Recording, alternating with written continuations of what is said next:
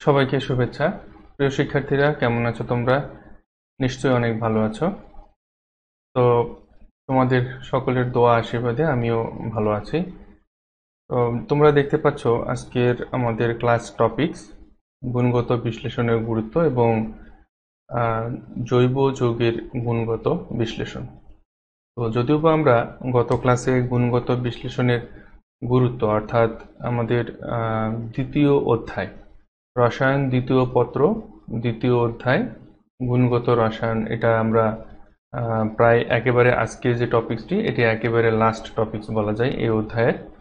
তো এতদিন আমরা প্রায় প্রথম থেকে শেষ পর্যন্ত যে বেসিক জিনিসগুলো মোটামুটি প্রায় 70 থেকে 80% বেসিক জিনিসগুলো নিয়ে আমরা আলোচনা করেছি।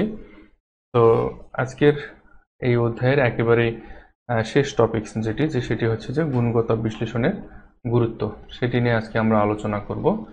তো নিশ্চয়ই তোমরা সকলে ভালো আছো এবং আমার লাইভে তোমরা জয়েন করেছো, এই জন্য তোমাদের সকলকে অনেক অনেক ধন্যবাদ। আচ্ছা, দেখি কারা কারা জয়েন করছো। শুভ বিশ্বাস, প্রণাম স্যার, কেমন আছেন? হ্যাঁ, শুভ শুভ গত মনে হয় 2 দিন 3 দিন তুমি অ্যাবসেন্ট ছিলে আমার যতটুকু মনে পড়ে। আচ্ছা, ঠিক আছে, অসুবিধা নাই। ইয়াসমিন সুলতানা, ওয়ালাইকুম সালাম। সোহেল রানা সবুজ, ওয়ালাইকুম সালাম, ভালো আছি। মোহাম্মদ শফিকুল ইসলাম, হ্যাঁ, আচ্ছা, ওয়ালাইকুম সালাম ইয়াসমিন সুলতানা, আজ খুব তাড়াতাড়ি জয়েন করলাম। আচ্ছা, অনেক অনেক ধন্যবাদ। খুব তাড়াতাড়ি বলতে কি যে আসলে সঠিক সময়, হ্যাঁ, আমি এই জিনিসটা সবসময়ের জন্য চেষ্টা করি এবং আমার সকল ছাত্রছাত্রী বা আমার এক কথায় নিকট লোকজন সবাইকে আমি এই বিষয়টাতে পরামর্শ দিয়ে থাকি যে সময়ের কাজ সময়ে করতে হবে এবং সময় মতো সব জায়গাতে অ্যাটেন্ড হতে হবে। আচ্ছা, ঠিক আছে। আবরার আবিদ, কেমন আছেন স্যার? হ্যাঁ, ভালো আছি। আচ্ছা, মোহাম্মদ রবিউল আওয়াল, আদাব স্যার, আদাব। আশিকুজ্জামান আশিক, ওয়ালাইকুম সালাম। অনামিকা দাস ঋতু, নমস্কার স্যার। হ্যাঁ, নমস্কার। ইয়াসমিন সুলতানা স্যার, কেমন আছেন? হ্যাঁ, ভালো আছি। সোহেল রানা সবুজ, কংগ্রাচুলেশন। কেন সবুজ, কংগ্রাচুলেশনের কারণটা কি একটু যদি বলতে আমাদেরকে। Yasmin Sultana, thank you. আচ্ছা আচ্ছা, ঠিক আছে। দেখো, তো আমরা খুব সম্ভবত সবুজ যেটা বলতে যাচ্ছে আমার ধারণা যে সেটি হচ্ছে যে আমরা একটা অধ্যায় মোটামুটি প্রায় 80% শেষ করে ফেলেছি। এলিজা তাসনিম, ইমা স্যার কেমন আছেন? হ্যাঁ, ইমা ভালো আছি। খুব সম্ভবত ইমা আজকে আমার লাইভে প্রথম কমেন্ট করেছে আমার যতটুকু ধারণা। তো যাই হোক, তোমরা যারা কমেন্ট করছো তোমাদের সবাইকে অনেক অনেক ধন্যবাদ। তো অ্যাকচুয়ালি অনেকেই লাইভটা হয়তোবা দেখে, কিন্তু তাদের মনের মধ্যে কনফিউশন থাকে হয়তোবা আমি কি কমেন্ট করব, কি বলবো না বলবো। হ্যাঁ, তো আসলে এভাবে ভাবার কোনো কারণ নেই। তোমরা অবশ্যই তোমাদের আমাদের যে আলোচনার বিষয় পড়াশোনার মধ্যে থেকেই সবসময়ের জন্য আমরা আলোচনাগুলো করে থাকি এবং পড়াশোনার বাইরে বলতে সাধারণত আমাদের এই পড়াশোনাটাকে ডেভেলপ করার জন্য কি উপায়ে ডেভেলপ করা যায় এবং সেই পদ্ধতিগুলো পড়াশোনার বাইরে এক কথায় আলোচনা হয়, তাছাড়া অন্য কোনো এখানে বিষয় আলোচনা হয় না। অতএব তোমরা যারা নতুন, তোমরা কমেন্ট করতে তোমাদের মধ্যে সংকোচ কাজ করে, সেটাকে একেবারে ঝেড়ে ফেলবে। তোমাদের যা যা মনের মধ্যে থাকবে তা তা আমরা আমাকে কমেন্ট করে জানাবে। তো তোমরা লাইভে যারা অংশগ্রহণ করছো তারা যদি আমাকে কমেন্ট করে না জানাও, তোমাদের সমস্যা সুবিধা অসুবিধা সবকিছু যদি না জানাও, সেক্ষেত্রে আমি কিন্তু বুঝতে পারবো না, যেহেতু আমি এখান থেকে তোমাদেরকে দেখতে পাচ্ছি না। ঠিক আছে? আচ্ছা, শামীম হাসান, ওয়ালাইকুম সালাম শামীম। শুভ বিশ্বাস, একদিন ক্লাস করি নাই স্যার, জাফলং থেকে বাড়ি আসলাম বাস, তাই লাইভ করতে পারি। আচ্ছা, অসুবিধা নেই। তো আমার যতটুকু মনে পড়ে আসলে কে ক্লাস করছে কে করছে না আমার একটু একটু করে মনে পড়ে, তো যার কারণে আমি সবাইকে আর কি টার্গেট করে বলে থাকি। হ্যাঁ, আচ্ছা, সবুজ আমাকে কংগ্রাচুলেশন বলছে। আচ্ছা, ঠিক আছে, অসুবিধা নেই। তো আজকে আরো কয়েকজন লাইভে জয়েন করুক, আরো কয়েকজনকে আমার দরকার। তো তোমরা আজকে আমি তোমাদেরকে বলেছিলাম, হয়তোবা তোমরা লক্ষ্য করেছো, একটা নোটিশও আমি করেছি যে একজনের বিষয়ে একটা সিদ্ধান্ত নেয়ার ব্যাপারে। তো যেহেতু লাইভ ক্লাস, আমাদের ক্লাসে ফিরবো আমরা, খুব বেশি সময় আমরা নেব না। তো এখনো অনেকেই জয়েন করেনি। হ্যাঁ, আর 2-3 মিনিট আমরা একটু অপেক্ষা করব। এই কারণে অপেক্ষা করব যে তাদের জয়েন করা প্রয়োজন এবং তারপর আমরা সেই বিষয়টা উত্থাপন করব। তো যেহেতু বিষয়টা অনলাইন ভিত্তিক, সবকিছু আমাদের পড়াশোনা, আমাদের সুবিধা, আমাদের অসুবিধা সবকিছুই অনলাইন ভিত্তিক, তাই আমাদেরকে আমাদের সুবিধা এবং অসুবিধাগুলোকেও আমাদের অনলাইনের মাধ্যমেই সলিউশন করতে হবে, তাই না? আচ্ছা, ঠিক আছে। তো গত দিন আমরা ক্লাসে যেটি আলোচনা করেছিলাম যে সেটি হচ্ছে, আচ্ছা তোমরা আমাকে একটু কমেন্ট করে জানাবে প্লিজ, তোমরা আমার কথা ঠিক মতো শুনতে পাচ্ছ কিনা। আর একটা বিষয়, স্ক্রিনের নিচের দিকে তোমরা কিছু লেখা স্ক্রল করে যাচ্ছে, সেটি দেখতে পাচ্ছ কিনা, এটা আমাকে একটু কনফার্ম করো দেখি। স্যার আমার ভাইও আপনার ক্লাস দেখছে। আচ্ছা, অনেক অনেক ধন্যবাদ ইয়াসমিন। আচ্ছা, আমি সাধারণত তোমাদের সবাইকে যেটা রিকোয়েস্ট করব যে তোমাদের, যেহেতু আমরা ক্লাসগুলো অনলাইনে করছি, তোমাদের সুবিধা অসুবিধা সবসময়ের জন্য তাৎক্ষণিকভাবে আমাকে কমেন্ট করে জানাবে। এবং কমেন্টের মাধ্যমে যদি তোমাদের সুবিধা অসুবিধাগুলোকে বলতে অসুবিধা হয়, সেক্ষেত্রে আমার ফোন নাম্বারও তোমাদের কাছে দেয়া আছে, তোমরা জানো যে আমার ফোন নাম্বার কোথায় আছে, সেখান থেকে তোমরা আমাকে সরাসরি ফোনও করতে পারো, ঠিক আছে? আচ্ছা, ঠিক আছে, অসুবিধা নেই। তো আমাকে শুনতে পাচ্ছ কিনা এবং আমার স্ক্রিনে দেখানো কিছু লেখা স্ক্রল করে যাচ্ছে, সেই লেখাগুলোকে তোমরা স্পষ্ট দেখতে পাচ্ছ কিনা? জি স্যার, শুনতে পাচ্ছি, দেখতেও পাচ্ছি হেডলাইন। জি স্যার, ক্লিয়ার শুনতে পাচ্ছি, লেখাও দেখতে পাচ্ছি। আচ্ছা, ঠিক আছে, অল ক্লিয়ার, অল ক্লিয়ার। আচ্ছা, মোহাম্মদ সোহেল আহমেদ শিফাত। আচ্ছা, আশিকুজ্জামান আশিক, দেখতে পাচ্ছি। আচ্ছা, ঠিক আছে, অনেক অনেক ধন্যবাদ তোমাদের সবাইকে। তো আজকে আমাদের যেটি আলোচনার বিষয়, লিখন মহানায়ক, নমস্কার স্যার। হ্যাঁ, নমস্কার। লিখন আজকে তুমি 5-7 মিনিট লেট করে ফেলছো। আচ্ছা, ঠিক আছে, অসুবিধা। তো দেখো, গুণগত বিশ্লেষণের যে গুরুত্ব, গত ক্লাসে আমরা সেটি নিয়ে আলোচনা করছিলাম।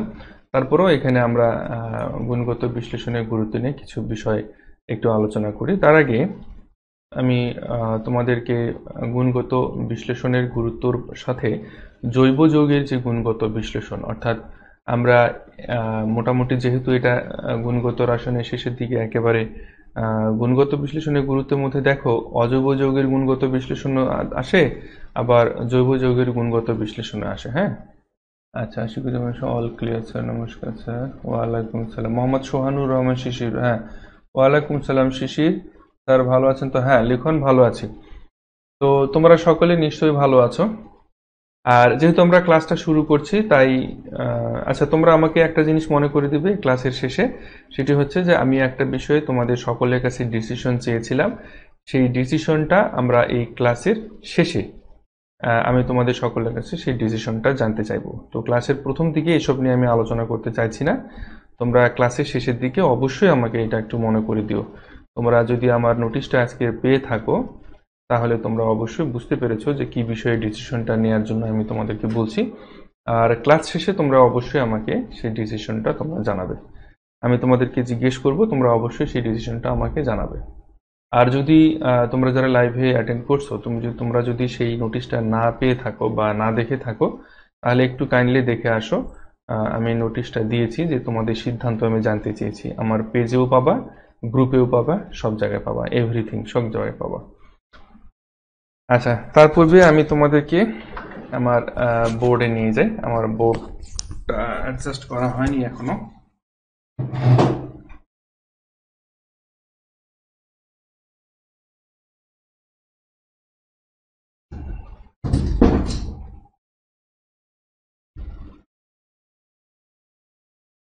আচ্ছা, আমি অত্যন্ত দুঃখিত, যে বোর্ডটা নিয়ে আসতে আমি ভুলে গিয়েছিলাম। বোর্ডটা আমি এইমাত্র নিয়ে আসলাম, আমরা এখন বোর্ডে যাই।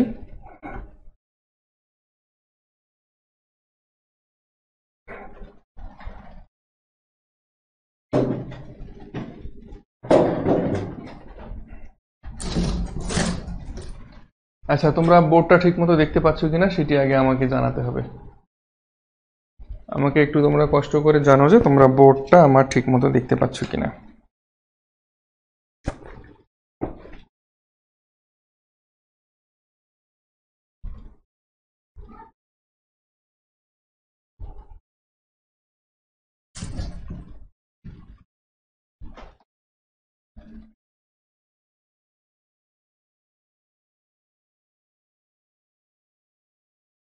আচ্ছা, বোর্ডটা ঠিকমতো দেখতে পাচ্ছ কিনা একটু তোমরা আমাকে কাইন্ডলি জানাও যে তোমরা ঠিকমতো বোর্ডটা দেখতে পাচ্ছ কিনা। দেখো, আজকের ক্লাসটা কিন্তু একটু বড় হবে, তোমরা ধৈর্য ধরে শুনবে। আমি গতকালকে তোমাদেরকে বারবার বলেছিলাম যে অনেক ইম্পর্টেন্ট একটা ক্লাস আজকের, এবং খুবই খুবই ইম্পর্টেন্ট ক্লাসটা খুবই খুবই ইম্পর্টেন্ট ক্লাস। তো একটু মনোযোগ সহকারে যদি তোমরা দেখো তাহলে তোমাদের খুব উপকার হবে। আমি তোমাদেরকে এই গ্যারান্টিটা দিতে পারি যে তোমাদের খুবই উপকার হবে। আচ্ছা, তো গতকালকে আমরা আলোচনা করেছিলাম যেহেতু যে জৈব যে গুণগত রসায়ন যেটি আমরা পড়লাম সেটির যে গুরুত্বটা সেটি আমরা গতকালকে ক্লাসে আলোচনা করেছিলাম। তো আমি আর সেই জিনিসটি নিয়ে নতুন করে আলোচনা করতে চাইছি না। তো তোমরা যদি একটু কষ্ট করে দেখে আসতে সেই ক্লাসটা, তাহলে তোমাদের জন্য ভালো হতো। কিন্তু আজকে আমি তোমাদেরকে যেটি জানাবো সেটি হচ্ছে আমাদের জৈব যৌগের গুণগত বিশ্লেষণ। আজকে আমাদের যেটি আলোচনার বিষয় সেটি হচ্ছে জৈব যৌগের গুণগত বিশ্লেষণ।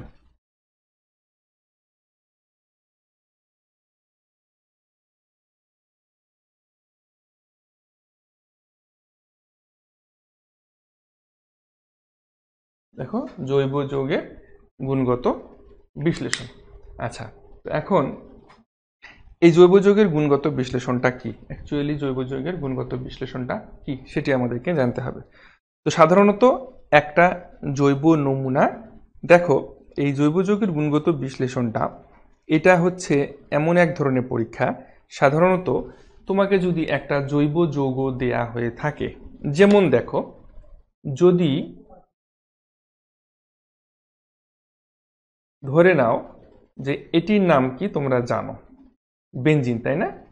এর উপরে COOH, এর উপরে COOH, এটা একটা জৈব যৌগ। এই জৈব যৌগটার নাম কি তোমরা নিশ্চয়ই জানো, আমি তারপরও লিখে দিচ্ছি।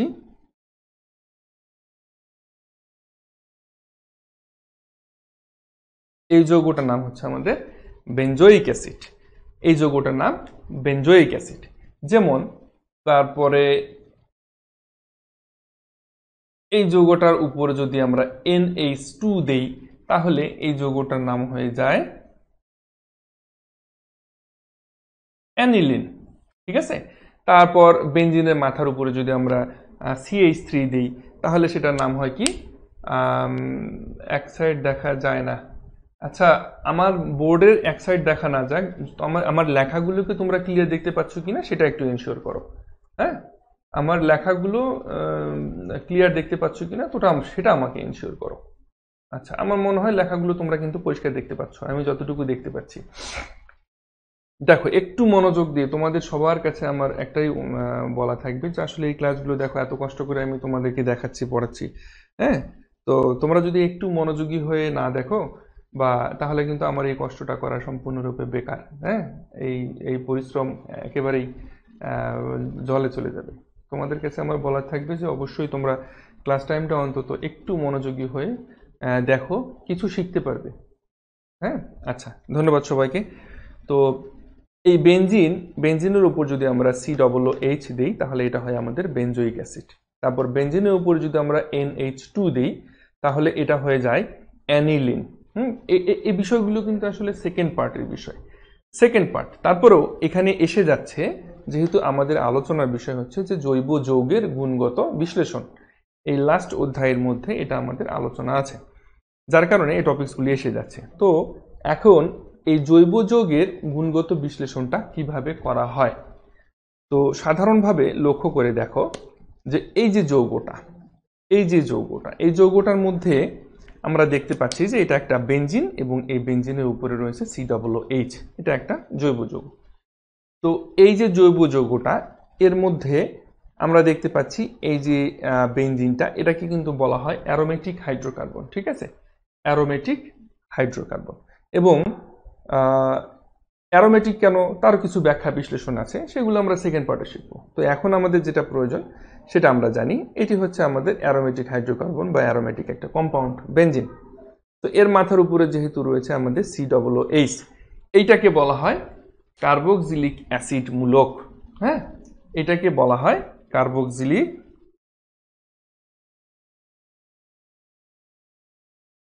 কার্বক্সিলিক অ্যাসিড মূলক। এটা একটা কার্যকরী মূলক, ঠিক আছে, এটা একটা কার্যকরী মূলক। তো এই যে আমরা এই জৈব যৌগটাকে দুটো ভাগে ভাগ করতে পারি। এটা একটা অংশ, এই অংশটা হচ্ছে আমাদের অ্যারোমেটিক হাইড্রোকার্বন বা অ্যারোমেটিক কম্পাউন্ড বা অ্যারোমেটিক যৌগ, এবং দ্বিতীয় অংশ যেটি সেটি হচ্ছে আমাদের কার্বক্সিলিক অ্যাসিড মূলক বন্ড COOH। হ্যাঁ, এটাকে এভাবেও লেখা যায় বন্ড COOH। এইটা হচ্ছে আমাদের কার্বক্সিলিক অ্যাসিড মূলক। তো এখন সাধারণত যে কোনো একটা জৈব যৌগ যদি তোমাকে দেয়া হয়, দিয়ে যদি বলা হয় যে এই যৌগটা কি জৈব যৌগ বা এর নামটা কি, তো সেটা আমরা কিভাবে বের করব, সেইটা বের করার যে নিয়ম বা বের করার যে প্রসেস, সেই প্রসেসটাই হচ্ছে আমাদের এই যে গুণগত বিশ্লেষণ। সেটা কার? জৈব যৌগে। যেহেতু আমরা জৈব যৌগ নিয়ে আলোচনা করছি, সেহেতু এই প্রসেসটা হচ্ছে আমাদের জৈব যৌগের গুণগত বিশ্লেষণ। আমার মনে হয় যে জৈব যৌগের গুণগত বিশ্লেষণটা কি এটা তোমরা বুঝতে পেরেছ। আচ্ছা, এখন এই যে জৈব নমুনা, একটা জৈব নমুনা তোমাকে দেয়া হবে, তো সেই নমুনাটি বা যেটাকে ইংরেজিতে বলা হয় স্যাম্পল, তো এই যে ইংরেজিতে যেটাকে বলা হচ্ছে স্যাম্পল, তো ক্লাসটা তোমরা বরাবরই যেটা আমি তোমাদেরকে বলে থাকি, ক্লাসটা তোমরা তোমাদের বন্ধু বান্ধব সবার মাঝে শেয়ার করে দাও। হ্যাঁ, আচ্ছা, তো এই যে জৈব নমুনাটি তোমাকে যখন দেয়া হবে তখন তুমি তো বলতে পারবে না বা তুমি তো জানো না অ্যাকচুয়ালি যে এই যৌগটি কি যৌগ। তো সেটাকে কিভাবে পরীক্ষা নিরীক্ষা যাচাই বাছাই করে কোন পদ্ধতিতে কি উপায় সেটা পরীক্ষা করে আমরা নিশ্চিত হতে পারি যে এই যৌগটি কার্বক্সিলিক অ্যাসিড অথবা এই যৌগটি অ্যানিলিন। অর্থাৎ তোমাকে যে যৌগটি দেয়া হবে এটা কিন্তু তোমাদের প্র্যাকটিক্যাল, এটা কিন্তু 100% তোমাদের প্র্যাকটিক্যাল, এটা কিন্তু প্র্যাকটিক্যালে থাকে। হ্যাঁ, ভালো করে লক্ষ্য করে দেখো, এটা কিন্তু তোমাদের প্র্যাকটিক্যাল বিষয়, তোমাদের ফাইনালে প্র্যাকটিক্যালে কিন্তু এই জিনিসটা আসবে। তো তোমাদেরকে দেয়া হবে একটা অর্গানিক কম্পাউন্ড বা জৈব কম্পাউন্ড বা জৈব নমুনা, যেটাকে স্যাম্পল বলা হয়। তো সেই স্যাম্পলের মধ্যে কি যৌগ থাকবে সেটাকে আমাদেরকে সেপারেশন বা বিভিন্ন রকম পদ্ধতি অবলম্বন করে সেটাকে আইডেন্টিফাই করতে হবে। আচ্ছা, এখন এই জৈব যৌগের মধ্যে যেহেতু জৈব যৌগ, সেহেতু এর মধ্যে কি থাকবে, আমাদের কার্বন থাকবে 100% এবং এর মধ্যে হাইড্রোজেনও থাকবে। এছাড়াও অনেক সময় সেখানে oxygen, nitrogen, halogen, sulphur, phosphorus ইত্যাদি থাকে। এখন এই মৌলগুলোর উপস্থিতি গুণগত বিশ্লেষণের সাহায্যে আমরা প্রমাণ করতে পারি। তো এই মৌলগুলো অ্যাকচুয়ালি যেমন দেখো, এই যৌগটার মধ্যে কার্বন, হাইড্রোজেন এবং তার সাথে এখানে কি রয়েছে, অক্সিজেন, তাই না? এইখানটাতে দেখো কার্বন হাইড্রোজেন আছে, তার পাশাপাশি এখানে কি আছে, নাইট্রোজেন আছে, তাই না? তো অ্যাকচুয়ালি কার্বন এবং হাইড্রোজেনের পাশাপাশি এই মৌলগুলো আমাদের থাকতে পারে, ঠিক আছে না? যেমন অক্সিজেন, নাইট্রোজেন, হ্যালোজেন থাকতে পারে, অর্থাৎ ফ্লোরিন, ক্লোরিন, ব্রোমিন, আয়োডিন, এগুলো আমাদের থাকতে পারে। আচ্ছা, এরপরে এখন প্রথমে আমাদেরকে যেটা শনাক্ত করতে হবে সেটি কি, যে কার্বন এবং হাইড্রোজেন শনাক্তকরণ। আমরা এটাকে মিশিয়ে দিচ্ছি।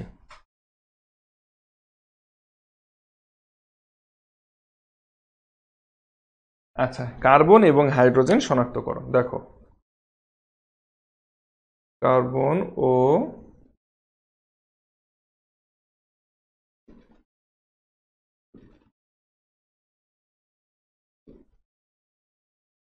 এটা কিন্তু একটা সম্পূর্ণ প্র্যাকটিক্যাল বিষয়, আমি আবারও বলছি, এবং এই প্র্যাকটিক্যালটা কিন্তু 100% তোমাদের পরীক্ষায় আসে, 100% তোমাদের পরীক্ষায় আসবে এই প্র্যাকটিক্যালটা। এটা প্রত্যেক বছরই এটা আসে এবং এটা আসবেই।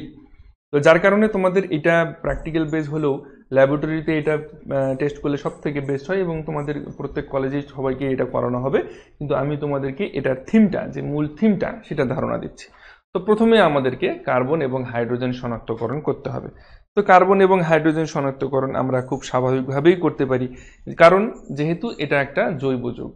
তো জৈব যৌগ মানে তার মধ্যে কার্বন এবং হাইড্রোজেন থাকবে, এটা তো খুব স্বাভাবিক এবং একেবারেই নিশ্চিত একটা ব্যাপার যে সেখানে কার্বন এবং হাইড্রোজেন থাকবে।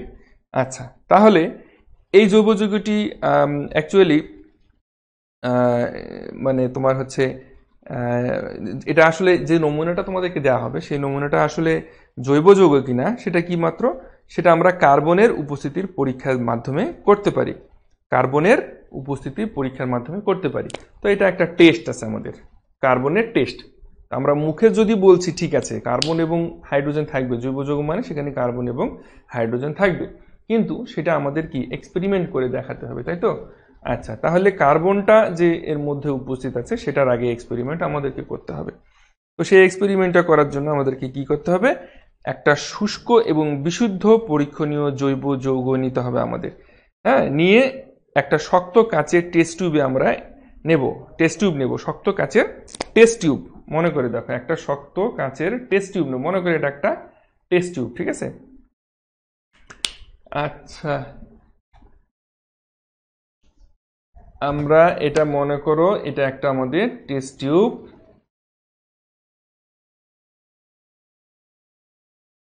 আচ্ছা, এটা হচ্ছে আমাদের টেস্ট টিউব।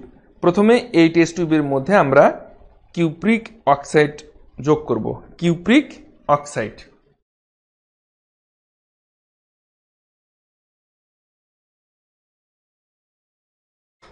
কিউপ্রিক অক্সাইড যোগ করব এই টেস্ট টিউবের মধ্যে, ঠিক আছে?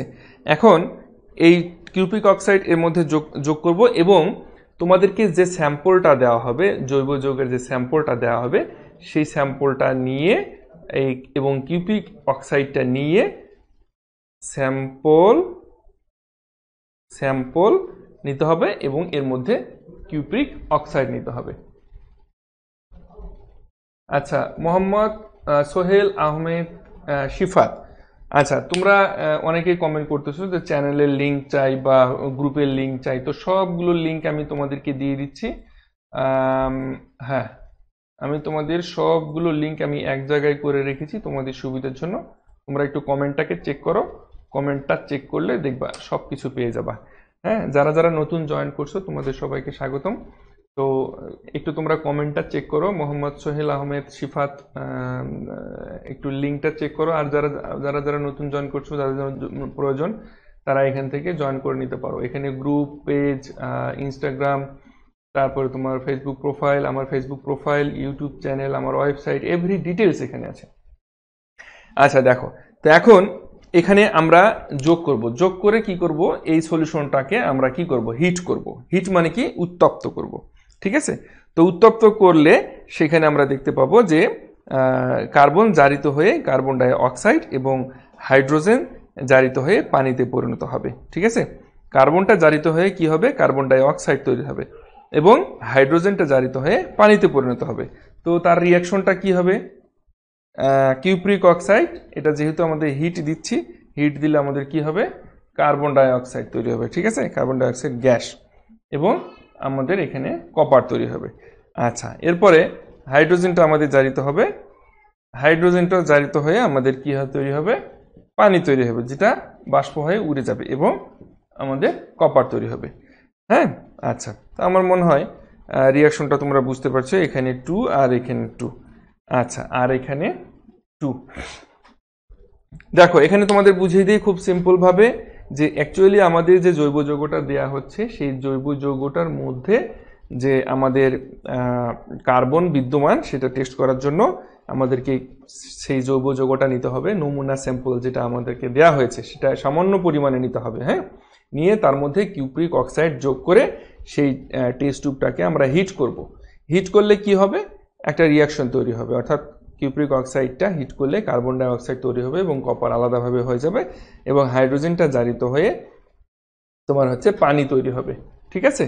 আচ্ছা, এরপরে এই যে কার্বন ডাই অক্সাইডের যে অ্যাকচুয়ালি কার্বন ডাই অক্সাইড এখানে উৎপন্ন হলো, এই কার্বন ডাই অক্সাইডটা উৎপন্ন হলো কি না সেটি প্রমাণের জন্য কি করতে হয়, কার্বন ডাই অক্সাইড প্রমাণের জন্য আমরা কি জানি, কার্বন ডাই অক্সাইড কি করে, চুনের পানিকে কি করে, ঘোলা করে, তাই না?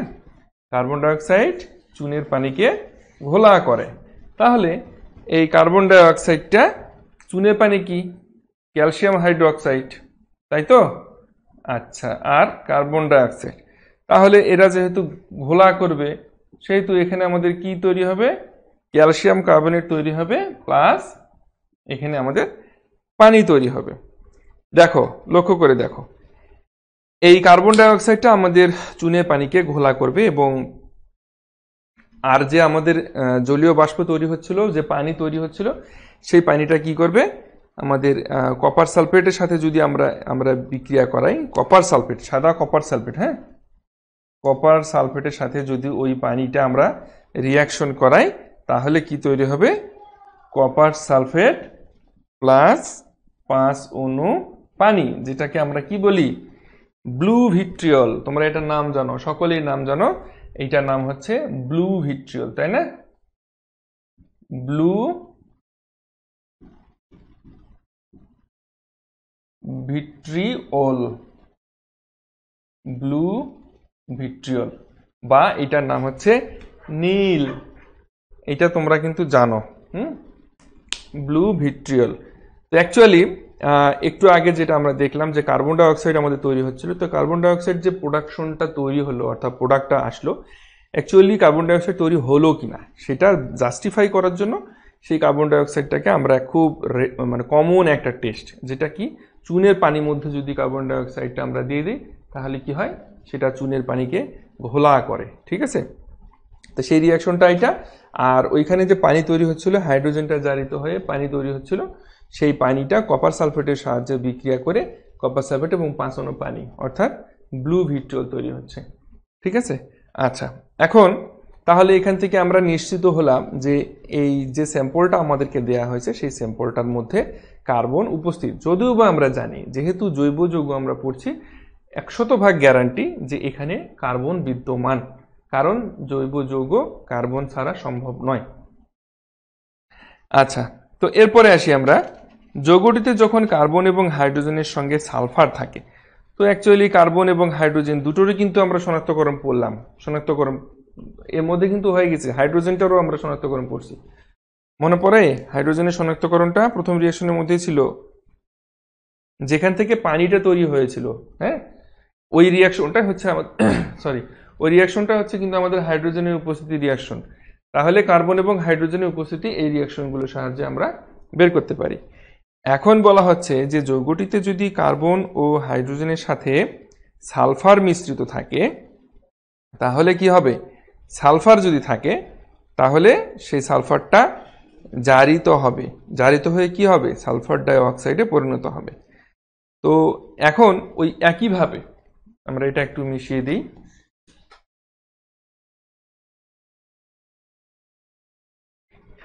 দেখো, যদি কার্বন এবং হাইড্রোজেন এর সাথে, কার্বন এবং হাইড্রোজেন শনাক্তকরণ তো আমরা করে ফেলছি অলরেডি, এখন এই কার্বন ও হাইড্রোজেনের সাথে যদি সালফার থাকে উপস্থিত, তো সালফারটা কি করবে, লক্ষ্য করে দেখো, সেই ওই কিউপ্রিক অক্সাইডের সাথে তো আমাদের বিক্রিয়া হবে, তাই না?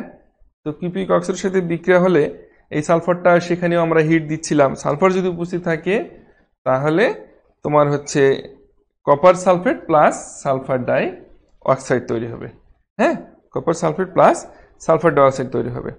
তো এই যে সালফার ডাই অক্সাইড তৈরি হচ্ছে, সেই সালফার ডাই অক্সাইডটা কার্বন ডাই অক্সাইডের মতো এটাও চুনের পানিকে ঘোলা করবে।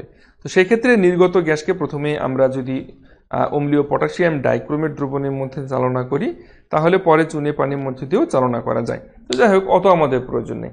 তো এখানে সালফার যদি উপস্থিত থাকে, তাহলে খুব সহজভাবে আমরা বলতে পারবো যে এখানে কপার অক্সাইড তৈরি হবে আর সালফার ডাই অক্সাইড তৈরি হবে। তো সালফার ডাই অক্সাইড অরিজিনালি তৈরি হচ্ছে কি হচ্ছে না, যেহেতু সালফার ডাই অক্সাইড তৈরি হবে এটা বাধ্যতামূলক যদি সেখানে সালফার উপস্থিত থাকে, কার্বন এবং হাইড্রোজেনের পাশাপাশি যদি সালফার উপস্থিত থাকে, সেক্ষেত্রে এই রিয়াকশনটা আসবে এবং এখানে সালফার ডাই অক্সাইড উৎপন্ন হবে। এবং সালফার ডাই অক্সাইড উৎপন্ন হচ্ছে কিনা সেটার জন্য আমাদের ঠিক একইভাবে কার্বন ডাই অক্সাইডের যে উপস্থিতির প্রমাণ রিয়াকশনটা, অর্থাৎ চুনের পানিকে যে ঘোলা করবে, সেই রিয়াকশনটা দেখিয়ে দিলে আমাদের চলবে। তো সেটা আসলে কিভাবে দেখাতে হবে সেটাও একটু দেখিয়ে দিই।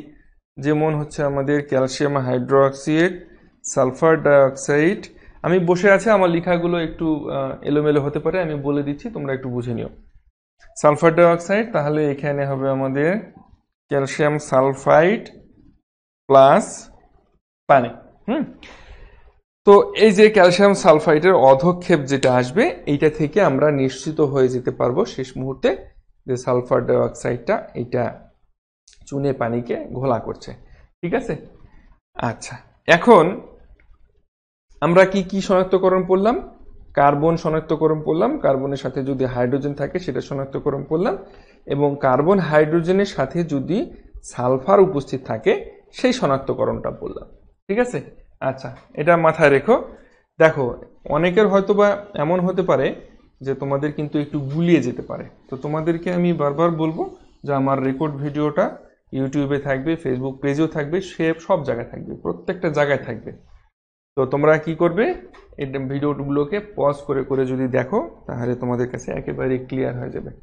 আচ্ছা নেক্সট আসি আমরা, এই যে কার্বন, হাইড্রোজেন এবং সালফার গেল, এরপরে আমরা দ্বিতীয় টপিকসে আসব। ওটা আমাদের ছিল প্রথম টপিকস, এটা কিন্তু ছিল আমাদের প্রথম টপিকস। ওকে, এটা ছিল আমাদের প্রথম টপিকস। এখন দ্বিতীয় টপিকসে আমরা আসি। দ্বিতীয় টপিকসটা হচ্ছে আমাদের নাইট্রোজেন, সালফার এবং হ্যালোজেন শনাক্তকরণ।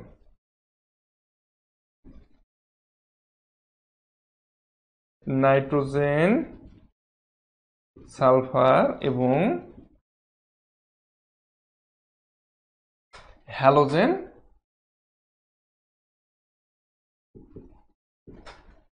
দেখো দ্বিতীয় টপিকসটা হচ্ছে আমাদের নাইট্রোজেন, সালফার ও হ্যালোজেন শনাক্তকরণ।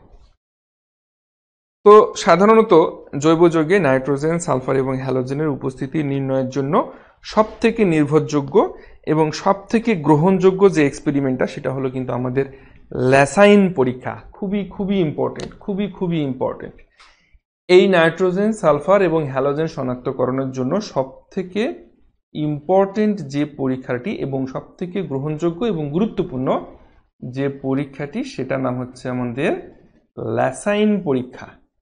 এই পরীক্ষাটার মাধ্যমে আমরা অনায়াসে বলতে পারি যে জৈব যৌগটা আমাদেরকে দেয়া হয়েছে সেই জৈব যৌগের মধ্যে অ্যাকচুয়ালি কার্বন তো থাকবেই, হাইড্রোজেনও থাকবে, তার সাথে সেখানে যদি আমাদের সালফার থাকতে পারতো, সালফার থাকতে পারে সেটিও আমরা শনাক্ত করতে পারি।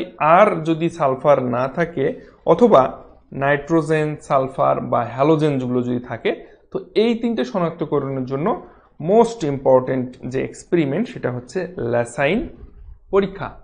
এই ল্যাসাইন পরীক্ষাটা করলে আমরা অতি সহজে বলতে পারবো যে এর মধ্যে নাইট্রোজেন, সালফার এবং হ্যালোজেন উপস্থিত আছে কি না। তো এই পরীক্ষাটার জন্য আমাদেরকে কি করতে হবে, সবাই একটু মনোযোগ সহকারে শোনো।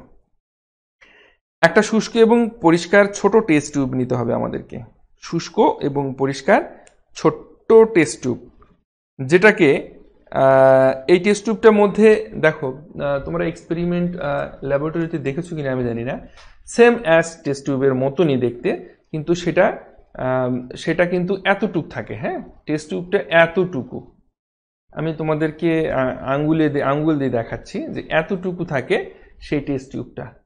সাধারণত আমাদের নর্মালি যে টেস্ট টিউবগুলো আমরা ব্যবহার করি এরকম ধরো একটা কলমের সমান এরকম একটা সাইজ হয় টেস্ট টিউবটার। তো সেক্ষেত্রে সেই টেস্ট টিউবটা আমরা বিভিন্ন রকম কেমিক্যালস এক্সপেরিমেন্টের জন্য ব্যবহার করে থাকি, কিন্তু এই যে টেস্ট টিউবটা আমরা ল্যাসাইন পরীক্ষায় ব্যবহার করব সেটা কিন্তু একেবারে আঙ্গুলের সমান ছোট্ট একটু থাকে, একদম সেম অ্যাজ টেস্ট টিউব, যার নিচ দিকে বদ্ধ থাকে এবং উপরের দিকে মুখটা খোলা থাকে। তো সেখানে সেই টেস্ট টিউবটার মধ্যে কি করব, আমরা ছোট্ট এক টুকরা ধাতব সোডিয়াম নেব। আমি কিন্তু আগে বলেছি আজকের ক্লাসটা কিন্তু একটু বড় হবে, তো সেই ক্ষেত্রে তোমরা একটু মনোযোগ সহকারে দেখবে এবং খুবই খুবই ইম্পর্টেন্ট এই ক্লাসটা। আর এটা তোমাদের একেবারে ফাইনালের জন্যও হয়ে যাবে এই ক্লাসটা তোমরা যদি করে থাকো মনোযোগ সহকারে, এবং এটাই ফাইনালে তোমাদের আসে পরীক্ষাতে। তো এই টেস্ট টিউবটার মধ্যে, ছোট টেস্ট টিউবটার মধ্যে আমাদেরকে কি করতে হবে, এই টেস্ট টিউবটার মধ্যে আমরা কিনব এক টুকরা সোডিয়াম নেব। আচ্ছা, এক টুকরা কি নেব, এর মধ্যে সোডিয়াম নেব, প্লাস আর কি নেব, এই সোডিয়ামটাকে প্রথমে এই ছোট টেস্ট টিউবের মধ্যে নেব। টেস্ট টিউব নিয়ে সেই টেস্ট টিউবটাকে আমরা সোডিয়ামটা তার ভেতরে নেব, নিয়ে এই টেস্ট টিউবটাকে ধীরে ধীরে আমরা গলাবো, অর্থাৎ সোডিয়ামটাকে ভিতরে গলাবো। এটাকে আমরা হিট দেব, হিট দিয়ে এই টেস্ট টিউবটাকে একেবারে উত্তপ্ত লাল করে নেব। ঠিক আছে, তারপর কি করব, সেই টেস্ট টিউবের মধ্যে সামান্য পরিমাণে যে স্যাম্পলটা আমাদেরকে দেওয়া হবে যে স্যাম্পলটা আমাদেরকে দেওয়া হবে, অর্থাৎ অর্গানিক স্যাম্পল, সেই স্যাম্পলটা সামান্য পরিমাণে সেই টেস্ট টিউবের মধ্যে আমরা দিয়ে দেব। দিয়ে সেটাকে আবার আমরা হিট করব, পুনরায় হিট করব এমনভাবে হিট করব, সেটা কাতে হিট করব, আমাদের বুনসেন বার্নারে হিট করব। বুনসেন বার্নারে হিট করব এমনভাবে যেটা একেবারে উত্তপ্ত লাল বর্ণ ধারণ করে। এই টেস্ট টিউবটাকে এমনভাবে হিট করব বুনসেন বার্নারে যেটা সম্পূর্ণভাবে উত্তপ্ত লাল আকার ধারণ করবে, এত পরিমাণে হিট করব। আচ্ছা, হিট করার পর সেটাকে আমরা একটা মর্টারের মধ্যে সেটাকে ছেড়ে দেব। মর্টার, আচ্ছা মর্টার তোমাদের কি দাঁড়ো আমি দেখাতে পারি কিনা মর্টারের পিকচার।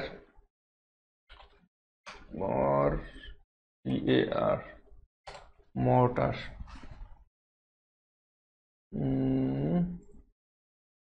একটু অপেক্ষা করো, যেটাকে কিছুটা হামানদিস্তাও বলা হয় থাকে। হ্যাঁ, এই তো আমি দেখাতে পারছি, হয়তোবা তোমরা একটু স্ক্রিনে সবাই লক্ষ্য করো, দেখো এই পিকচারটা, দেখো দেখো এই যে পিকচারটা, এইটাকে বলা হচ্ছে মর্টার। হ্যাঁ, তো এইটা আসলে এই যুদ্ধে ব্যবহার করার জন্য এই মর্টার শেল না। হ্যাঁ, এই মর্টার শেল না, এইটা হচ্ছে মর্টার। আমরা কেমিস্ট্রিতে যেটা ব্যবহার করব, কেমিস্ট্রি ল্যাবরেটরির যে ভাষা হবে, সেই ভাষাগত ব্যবহার হবে, এইটার নাম হচ্ছে মর্টার। ওকে, ক্লিয়ার? আচ্ছা, এখন এই মর্টারটার মধ্যে এই যে উত্তপ্ত যে লালভাবে আমরা টেস্ট টিউবটাকে গলিয়ে নিলাম, গলিয়ে বলতে হিট করে নিলাম, তো এর মধ্যে আগে থেকে আমরা পাতিত পানি মোটামুটি ধরো 5 থেকে 10 মিলি, 5 মিলি অথবা 10 মিলি নিলে বেটার হয়।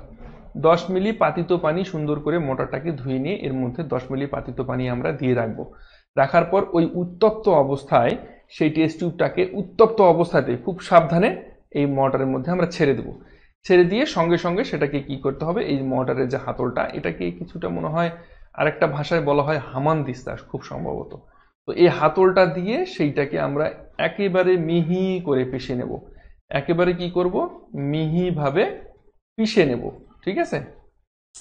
আচ্ছা, যখন একেবারে মিহি হয়ে যাবে, মিহি হয়ে যাবার পরে আমরা কি করব, সেইটাকে আমরা সুন্দরভাবে ছেঁকে নেব। ছাঁকন পেপারে একটা টেস্ট টিউবে আমরা সেটাকে ছেঁকে নেব। তো ছেঁকে নেওয়ার পর যে সলিউশনটা আমরা পেলাম, একেবারে ছেঁকে নেওয়ার পরে যে সলিউশনটা আমরা পাবো, ছেঁকে নেবার পরে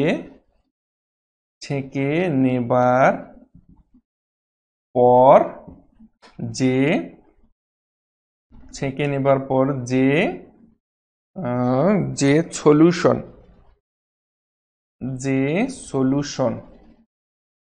যে সলিউশন পাবো, সেটাকে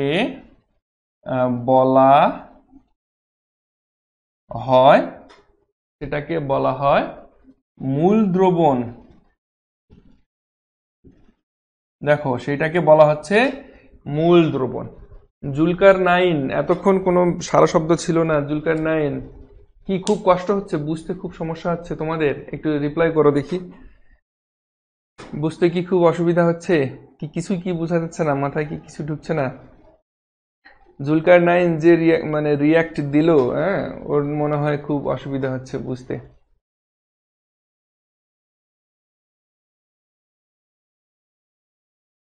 আচ্ছা, তোমরা একটু রিপ্লাই করো দেখি। স্যার বুঝছি। আচ্ছা, অনামিকা দাস, ঋতু, আচ্ছা ঋতু বুঝতে পারছো। আর সবাই একটু রিপ্লাই করো দেখি, আমরা একটু একটু রিল্যাক্স হই। হ্যাঁ, এই মাত্র আসলাম। জুলকার নাইন, তুমি দেরি করে ফেলছো অনেক, তোমার অনেক প্রয়োজন আছে। এই ক্লাসের শেষ অবধি তুমি থাকবে। হ্যাঁ, আমরা এই ক্লাসের শুরুর দিকে বলেছিলাম যে মাইকেল ডায়ার, সে আমাকে কিছু বিষয়ে আর কি সে ইয়ে করছে আর কি, আমার কাছে অনেক রিপ্লাই করছে। তুমি হয়তোবা নোটিশটা দেখেছো কিনা, জুলকার নাইন, তোমাদের সবার উদ্দেশ্যেই বলছি। তো সেই নোটিশটা একটু তোমরা দেখে এসো, বা আমি গ্রুপে পোস্ট করছি, পেজেও পোস্ট করছি, একটু দেখে এসো। দেখে এসে একটু আমাকে জানাবে। তার ব্যাপারে একটা ডিসিশন হবে আমাদের আজকের ক্লাসটা শেষে। আর আজকের ক্লাসটা খুব ইম্পর্টেন্ট একটা ক্লাস। শুভ বিশ্বাস স্যার, ক্লাস বুঝতে পারছি তো। আচ্ছা ঠিক আছে, আমি ক্লাসটা কন্টিনিউ করছি। তো সবাইকে আমি আমার বলা থাকবে যে সেটি হচ্ছে যে তোমরা ওই মাইকেলের ব্যাপারে তোমাদের সবার সম্মতিক্রমে তাকে কি আমি পেজে বহাল রাখবো, নাকি আমি কি তাকে অলরেডি পেজে ব্লক করে রাখছি। তো হ্যাঁ, তো সে আমাকে আমার প্রোফাইলে আমাকে কমেন্ট করে সে অনেক রিকোয়েস্ট করছে, স্যার আমার ভুল হয়ে গেছে, আমি আর এই কাজগুলো কখনো করব না। তো আমি সেই স্ক্রিনশটগুলো নিয়ে আমি পেজে পোস্ট করছি। তো সেই বিষয়ে তোমাদের সবার মতামতের সাপেক্ষে আমি তাকে পেজে অ্যালাউ করব কি করব না সেটার একটা ডিসিশন হবে। তো যাই হোক, এই ডিসিশনটা হবে আমাদের ক্লাসের শেষে। তো আমি একটু শর্ট করে বোঝানোর চেষ্টা করছি তোমাদের। আশা করছি 40 মিনিট অলরেডি ক্লাসটা হয়ে গেছে, আর 15 মিনিটের মধ্যে আমি শেষ করে দেবো আশা করি। তো তোমরা সবাই একটু থাকো, আর ক্লাসের শেষে সেই বিষয়টাতে আর কি আমরা ডিসিশনে আসবো।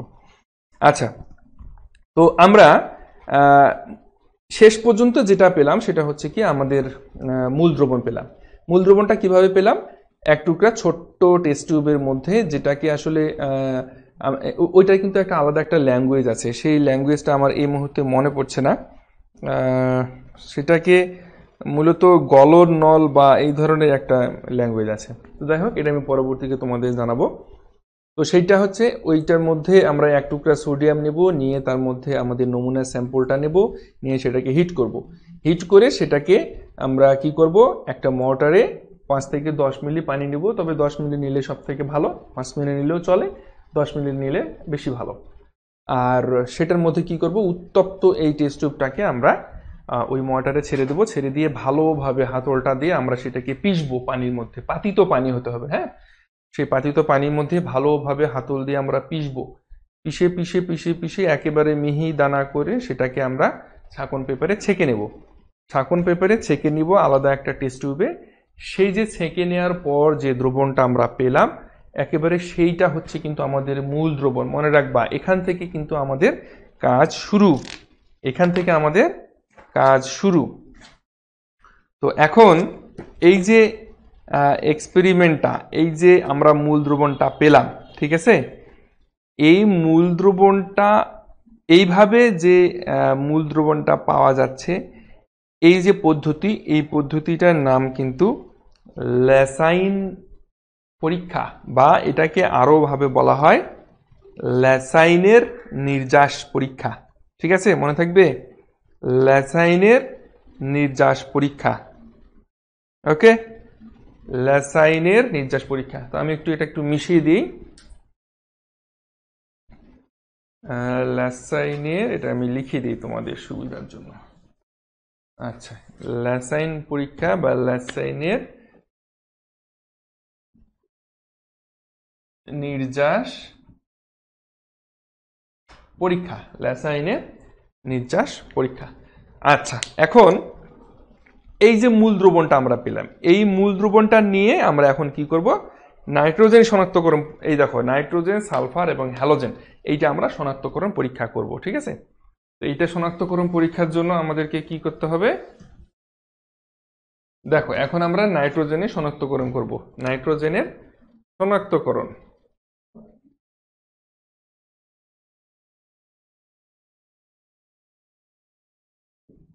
নাইট্রোজেনের শনাক্তকরণ। তো এই নাইট্রোজেনের শনাক্তকরণটা করার জন্য ল্যাসাইনের নির্যাসটা ক্ষারীয়, কারণ অতিরিক্ত সোডিয়াম পানির সঙ্গে বিক্রিয়া করে সোডিয়াম হাইড্রোক্সাইড গঠন করে, এটা মনে রেখো। আর এই নির্যাসের এক অংশে কয়েক ফোঁটা সদ্য প্রস্তুত যদি আমরা ফেরাস সালফেট যোগ করি, তাহলে কি হবে, সেটা সবুজাভ অধক্ষেপ উৎপন্ন করবে। এবং এই যে সবুজাভ অধক্ষেপটা উৎপন্ন করবে, এই সবুজাভ অধক্ষেপটা একটা জটিল যৌগ তৈরি করবে। দেখো, সেটা হচ্ছে কি, এই যে আমরা মূল দ্রবণটা যে তৈরি করলাম, এই মূল দ্রবণটার মধ্যে কি কি রিয়াকশন হচ্ছে সেটা আগে দেখো। প্রথমে সোডিয়ামটা আমাদের কার্বনের সঙ্গে বিক্রিয়া করবে এবং নাইট্রোজেনের সঙ্গে বিক্রিয়া করবে। যেহেতু নাইট্রোজেন আমাদের টেস্ট, তাহলে এটা কি করবে, আমাদের সোডিয়াম সায়ানাইড উৎপন্ন করবে। ঠিক আছে, সোডিয়াম কার্বন প্লাস নাইট্রোজেন। এখন এই সোডিয়াম নির্যাসে যদি আমরা ফেরাস সালফেট দ্রবণ যোগ করি, তাহলে সেটা সবুজাভ ফেরাস হাইড্রোক্সাইড উৎপন্ন করে, যা সোডিয়াম সায়ানাইডের সঙ্গে বিক্রিয়া করে সোডিয়াম ফেরোসায়ানাইড উৎপন্ন করে। এখন আমি রিয়াকশনগুলো তোমাদের হালকা হালকা করে দেখাচ্ছি, কারণ পরিপূর্ণ রিয়াকশন দেখাতে গেলে হয়তো বা তোমাদের অনেকেরই একটু মাথার উপর দিয়ে যেতে পারে। তো যাই হোক, আমি চেষ্টা করছি তোমাদেরকে যতটা সহজভাবে দেখানো যায়। আচ্ছা, এখন এই যে সোডিয়াম যে নির্যাসটা, সেই নির্যাসটার মধ্যে যদি আমরা ফেরাস সালফেট সলিউশন যোগ করি, তাহলে সোডিয়াম হাইড্রোক্সাইডের সাথে বিক্রিয়া করে এটা আমাদের ফেরিক হাইড্রোক্সাইড বিক্রিয়া করবে এবং সোডিয়াম সালফেট উৎপন্ন করবে।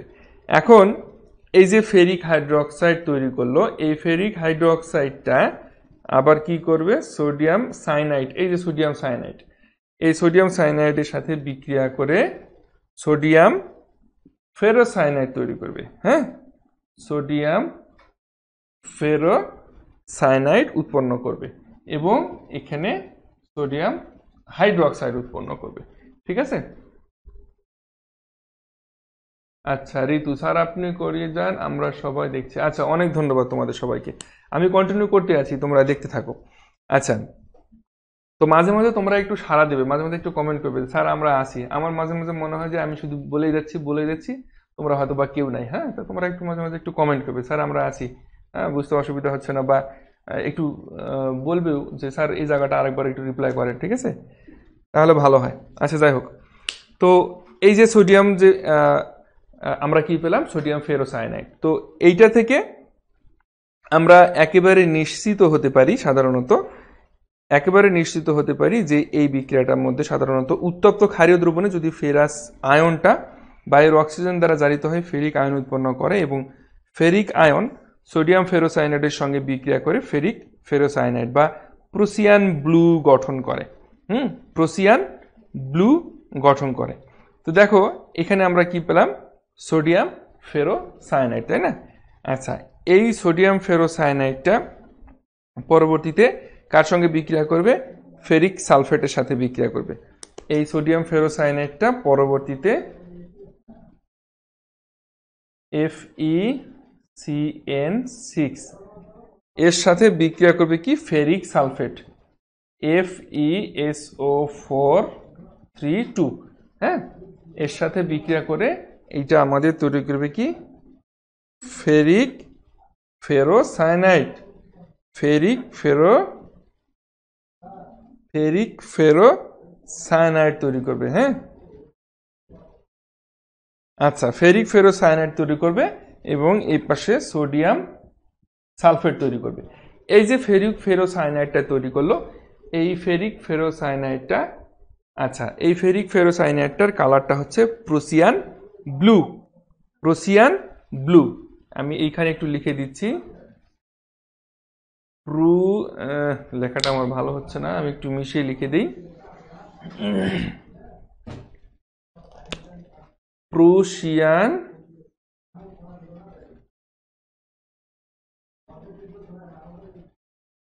প্রোসিয়ান ব্লু।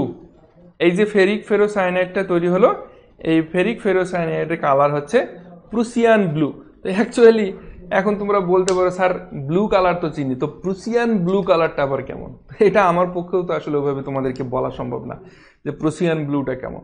তবে এটা মনে রেখো, সাধারণত আমাদের কেমিস্ট্রি ল্যাবরেটরিতে, বিশেষ করে অর্গানিক এবং ইনঅর্গানিক বা যেটাই হোক, যে কালারগুলো আসে মানে অদ্ভুত মাত্রায় সুন্দর কালার। হ্যাঁ, অদ্ভুত মাত্রায়, অদ্ভুত রকমের সুন্দর, যে কালারগুলো দেখলে তোমার এমন মনে হবে যে ওই কেমিক্যালসগুলো নিয়ে এসে রুমে রেখে দিই। হ্যাঁ, এত সুন্দর সুন্দর কালার তৈরি হয়।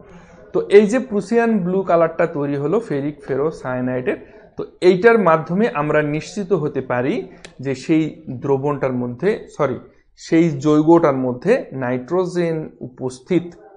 যদি ফেরিক ফেরোসায়ানাইড এই কালারটা প্রুসিয়ান ব্লু না আসে, তাহলে আমরা নিশ্চিত হতে পারি যে সেখানে নাইট্রোজেন নেই। আর যদি প্রুসিয়ান ব্লু কালারটা আসে, তাহলে আমরা 100% নিশ্চিত হতে পারি সেখানে নাইট্রোজেন উপস্থিত আছে। আর যদি না আসে এই কালারটা, মনে রেখো, আর যদি প্রুসিয়ান ব্লু কালারটা না আসে, তাহলে বুঝতে হবে সেখানে নাইট্রোজেন অনুপস্থিত, অর্থাৎ উপস্থিত নেই। আচ্ছা, এরপরে আসি আমরা সালফারের শনাক্তকরণ পরীক্ষা। এটা আমাদের নাইট্রোজেন শনাক্তকরণ পরীক্ষা গেল। এরপরে আসি আমরা সালফার শনাক্তকরণ পরীক্ষা।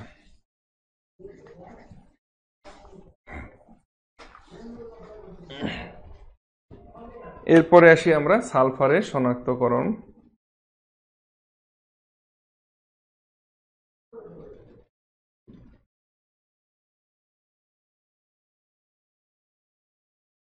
সালফার শনাক্তকরণ পরীক্ষা। দেখো, তো সালফার শনাক্তকরণ পরীক্ষাটা আমরা কিভাবে করব? ওই যে আমরা যে মূল দ্রবণটা পেয়েছি একইভাবে ওই মূল দ্রবণটা নিয়ে ওই লেজাইনের যে নির্যাস দ্রবণটা আমরা তৈরি করছি সেই দ্রবণটা আমাদেরকে নিতে হবে কতখানি, 1 থেকে 2 মিলি। যেহেতু আমরা 10 মিলি তৈরি করছি, মনে পড়ে আমাদের 10 মিলি তৈরি করছিলাম আমরা দ্রবণটা। সো সেই দ্রবণটা থেকে 1 থেকে 2 মিলি আমরা একটা টেস্ট টিউবে আলাদা নিয়ে নেব। নেওয়ার পরে সে যোগে যদি সালফার উপস্থিত থাকে তাহলে কি করবে, সেটা সোডিয়ামের সাথে যুক্ত হয়ে সোডিয়াম সালফাইড গঠন করবে। সোডিয়ামের সাথে যুক্ত হয়ে সোডিয়াম সালফাইড গঠন করবে নিশ্চিতভাবে। সোডিয়াম প্লাস সালফার, এখানে হিট দিতে হবে, তাহলে সোডিয়াম সালফাইড গঠন করবে। আর যদি সালফার উপস্থিত না থাকে তাহলে সোডিয়াম সালফাইড গঠন করবে না। ঠিক আছে? আচ্ছা, এখন সে নির্যাসের সঙ্গে এরপরে আমরা কি করব, সদ্য প্রস্তুত সোডিয়াম নাইট্রোপ্রুসাইড। সোডিয়াম নাইট্রোপ্রুসাইড, দেখো সংকেতটা আমি তোমাদেরকে বলে দিই। সোডিয়াম Na2FeCN5NO, এইটার নাম হচ্ছে সোডিয়াম নাইট্রোপ্রুসাইড। সোডিয়াম নাইট্রোপ্রুসাইড। এখন এই দ্রবণটার মধ্যে আমরা কি করব, সোডিয়াম নাইট্রোপ্রুসাইড যদি আমরা যোগ করি, কয়েক ফোঁটা যোগ করি সদ্য প্রস্তুত। হ্যাঁ, সদ্য প্রস্তুত মানে হচ্ছে যে আজকেই তৈরি করা হলো বা কিছু সময় আগেই তৈরি করা হলো, এমন যদি হয় যে এই যৌগটা, এটা তো আসলে এই যৌগটা দেখা যাচ্ছে 7 দিন আগে বা 10 দিন আগে যদি তৈরি করা থাকে, তো সাধারণত আগের তৈরি করা এই যৌগগুলো ভালো রেজাল্ট শো করে না। এই কারণে সবসময়ের জন্য কেমিস্ট্রি ল্যাবরেটরিতে যে রিয়াজেন্টগুলো ব্যবহার করা হয়, এই রিয়াজেন্টগুলো সদ্য প্রস্তুত হতে হয়, অর্থাৎ আজকেই তৈরি করা। এমন যদি হয় যে এই 10 মিনিট আগে বা 1 ঘন্টা আগে তৈরি করা হলো, সেটা আরো বেটার রেজাল্ট দিবে তোমাদেরকে। ঠিক আছে? আচ্ছা, সেই নাইট্রোপ্রুসাইড যদি আমরা যোগ করি ওই মূল দ্রবণটার মধ্যে, তাহলে কি বেগুনি বর্ণে অধক্ষেপ পড়বে। বেগুনি বর্ণের অধক্ষেপ পড়বে। যদি বেগুনি বর্ণের অধক্ষেপ পড়ে তাহলে আমরা নিশ্চিত হতে পারবো যে সেখানে সালফার উপস্থিত।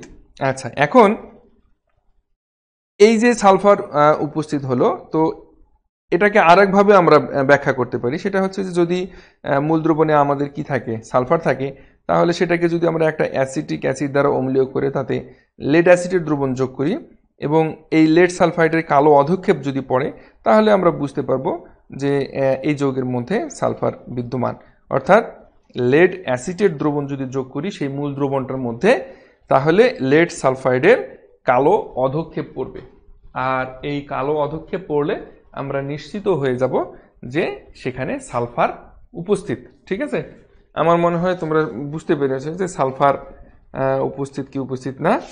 আর ফাইনালি আর একটা টপিকস আমাদের থাকে, যেটা হচ্ছে হ্যালোজেনের উপস্থিতি পরীক্ষা।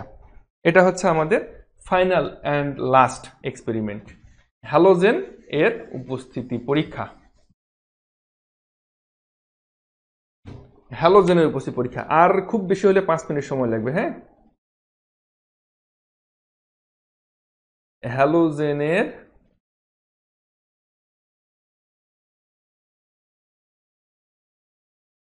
হ্যালোজেনের উপস্থিতি পরীক্ষা।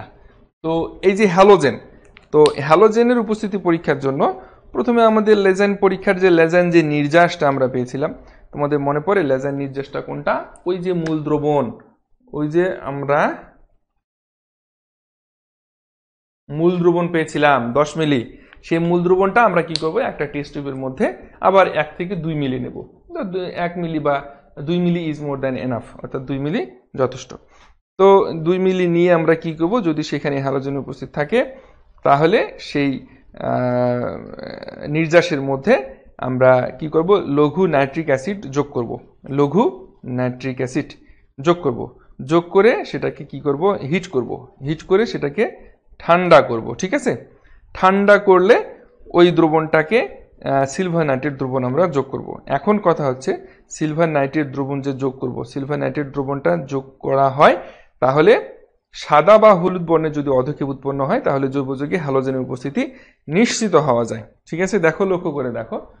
তো সোডিয়াম কি করবে, ওই হ্যালোজেনের সাথে বিক্রিয়া করে সোডিয়াম আমাদের হ্যালাইড উৎপন্ন করবে। তো এখন হ্যালোজেন আমরা কি জানি, ফ্লোরিন, ক্লোরিন, ব্রোমিন, আয়োডিন ইত্যাদি, তাই না? এখন এই যে হ্যালোজেনটা, এই হ্যালোজেনটা যেহেতু আমাদের সোডিয়াম হ্যালাইড, তাহলে এর মধ্যে যদি আমরা সিলভার নাইট্রেট যোগ করি, সিলভার নাইট্রেট যোগ করলে আমাদের কি হবে, সিলভার হ্যালাইডের অধক্ষেপ পড়বে। হ্যাঁ, সিলভার হ্যালাইডের অধক্ষেপ পড়বে, আর এদিকে আমাদের কি তৈরি হবে, সোডিয়াম নাইট্রেট।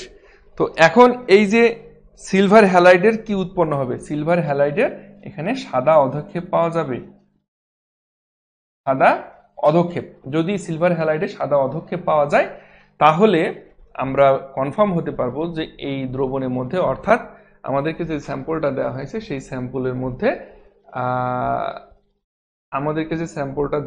সেই স্যাম্পলের মধ্যে হ্যালোজেন উপস্থিত আছে। এখন এই হ্যালোজেনগুলোর মধ্যে আবার তোমার হচ্ছে যদি কোনটা মনে করো সিলভার ফ্লোরাইড, কোনটা আবার সিলভার ক্লোরাইড, কোনটা আবার সিলভার ব্রোমাইড, কোনটা আবার সিলভার আয়োডাইড। হ্যাঁ, তো এখন দেখো এখানে যদি মনে করো দইয়ের মতো সাদা পদক্ষেপ পড়ে, এখানে দইয়ের মতো যদি সাদা পদক্ষেপ পড়ে, তাহলে যা নাইট্রিক অ্যাসিডে কি হবে, অদ্রবণীয় হবে, কিন্তু অ্যামোনিয়াম হাইড্রোক্সাইডে দ্রবণীয় হবে। তাহলে সেটা আমরা ধরে নেব যে সেইটা হচ্ছে আমাদের ক্লোরিন, অর্থাৎ তাহলে আমাদের এখানে সিলভার ক্লোরাইডের অধক্ষেপ তৈরি হবে, সিলভার ক্লোরাইডের অধক্ষেপ তৈরি হবে যদি দইয়ের মতো সাদা অধক্ষেপ পড়ে। ওকে, আর তারপরে তোমার দেখা যাচ্ছে যদি হলুদ বর্ণে অধক্ষেপ পড়ে, তাহলে কি হবে, সেটা সিলভার ব্রোমাইড। এটা হচ্ছে আমাদের দইয়ের মতো অধক্ষেপ, আর এরপর হলুদ পদক্ষেপ, তাহলে এটা হবে আমাদের সিলভার ব্রোমাইড। তারপরে যদি হলুদ বর্ণে অধক্ষেপ পড়ে এবং সেটা যদি আমাদের এমন হয় যে গাঢ় নাইট্রিক অ্যাসিড এবং গাঢ় অ্যামোনিয়াম হাইড্রোক্সাইড উভয় বিকরকে যদি অদ্রবণীয় হয়, তাহলে সেটা আয়োডিন বর্তমান, অর্থাৎ তখন সেটা কি হবে, আমাদের সিলভার আয়োডাইড। ঠিক আছে, তো এইভাবে আমরা অ্যাকচুয়ালি আমাদের হ্যালোজেনগুলো মূল দ্রবণে, অর্থাৎ আমাদেরকে যে স্যাম্পলটা দেওয়া হবে সেই স্যাম্পলটার মধ্যে মূলত ল্যাজাইন পরীক্ষা দ্বারা আমরা সহজেই বলতে পারবো যে সেই যৌগটার মধ্যে আমাদের অ্যাকচুয়ালি কার্বন উপস্থিত আছে কিনা, নাইট্রোজেন উপস্থিত আছে কিনা, তারপরে তোমার হ্যালোজেন উপস্থিত আছে কিনা, সালফার উপস্থিত আছে কিনা। এভাবে এই এক্সপেরিমেন্টগুলো, এটা কিন্তু তোমাদের 100% ফাইনালে প্র্যাকটিক্যালও থাকবে। তো সেক্ষেত্রে তোমরা অবশ্যই এটা একটু ভালোভাবে রিয়েলাইজ করবে এবং প্র্যাকটিক্যালটা ভালোভাবে ল্যাবরেটরিতে করবে। আর আমি তোমাদেরকে এটা থিওরিটা বোঝানোর চেষ্টা করলাম। এটা যদিও বা তোমরা অনেকেই প্রথমবার দেখছো, অনেকেই প্রথমবার দেখার কারণে তোমাদের এটা মাথার উপর দিয়ে যেতে পারে। হ্যাঁ, তো তোমরা যদি সম্ভব হয় আমার এই রেকর্ডটা, এটা ক্লাসটা রেকর্ড থাকবে সবসময়ের জন্য, সেটা থাকে তোমরা জানো। এটাকে আমি কি করব, এটাকে আমি ইউটিউবে দিয়ে রাখবো, তোমরা সেখান থেকে পরবর্তীতে প্রয়োজনে যে কোনো সময়ে এটাকে আবার রিপিট করে দেখতে পারবে, ডাউনলোড করে দেখতে পারবে, এভরিথিং যা খুশি তাই করতে পারবে। ঠিক আছে, তো তোমাদের সবাইকে অনেক ধন্যবাদ। আমি অনেক চেষ্টা করেছি তোমাদেরকে দ্বিতীয় অধ্যায়টা শেষ করে দেওয়ার জন্য। আমার ধারণা যে মোটামুটি 75 থেকে 80% আমি তোমাদের দ্বিতীয় অধ্যায়টা শেষ করে ফেলেছি। তো আগামীকালকে আমরা তৃতীয় অধ্যায় শুরু করব। ঠিক আছে, আগামীকালকে আমরা তৃতীয় অধ্যায় শুরু করব, যেটা আমাদের মৌলের পর্যায়বৃত্ত ধর্ম। আচ্ছা, তো আজকের ক্লাস সম্পর্কে যদি তোমাদের কারো কোনো কিছু বলার থাকে আমাকে কমেন্ট করে বলতে পারো।